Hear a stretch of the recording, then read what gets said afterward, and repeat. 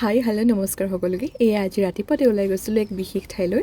আমাৰ বিশ্বনাথৰ সকলে নিশ্চয় ঠাইখিনি ধৰিব পাৰিছে আৰু আমিও বহুত আগৰে পৰাই ঠাইখিনিৰ সৈতে জড়িত হৈ আছোঁ। কাৰণটো হ'ল কলেজলৈ অহাৰ পৰা ধৰি এই ঠাইখিনিৰ সৈতে মোৰ বৰ ঘনিষ্ঠ সম্পৰ্ক। তাতে আকৌ ইয়াত সকলো বিনামূলীয়াকৈ উপলব্ধ।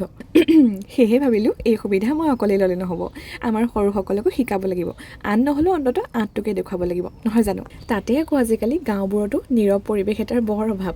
সেয়েহে ইয়ালৈ আহিলে শান্তিৰে অকণমান মনোযোগ দি বহিব পাৰি। পিছে কিতাপ নপঢ়াসকলৰ কাৰণে এই ঠাইখিনি অকণমান আমনিদায়ক হ'ব পাৰে, কিন্তু যিসকলে লিখা পঢ়াৰ লগত জড়িত তেওঁলোকে এই ঠাইখিনি যে খুব বেছি ভাল পাব। পিছে ইয়াৰ আগলৈকে মই অকলে আহি আছিলোঁ, কিন্তু এইবাৰ আমাৰ ভণ্টিহঁতৰো বৰ আগ্ৰহ দেখিলোঁ।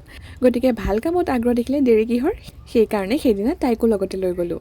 এই যে শাৰী শাৰীকৈ থকা কিতাপবোৰ আৰু নীৰৱতা ৰক্ষা কৰা পৰিৱেশটোৰ মাজত থাকিলে কিমান সময় পাৰ হয় টলকিবই নোৱাৰি। সৌৱা পিছফালে দেখিছে নহয়, চকীবোৰ খুব কম পৰিমাণেহে ভৰি থাকে, প্ৰায় খালী হৈয়ে ৰয়।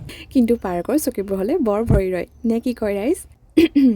বাৰু কথা কওঁতে এই ঠাইখিনি চিনাকি কৰাই দিবলৈ পাহৰিছিলোঁ আপোনালোকক। তো এই ঠাইখিনি হৈছে আমাৰ বিশ্বনাথৰ জিলা পুথিভঁৰাল, য'ত নেকি আপোনালোকে এবাৰ কাৰ্ড বনাই লোৱাৰ পিছত গোটেই জীৱনভৰৰ কাৰণে কিতাপ পঢ়ি থাকিব পাৰিব, তাকো বিনামূলীয়াকৈ।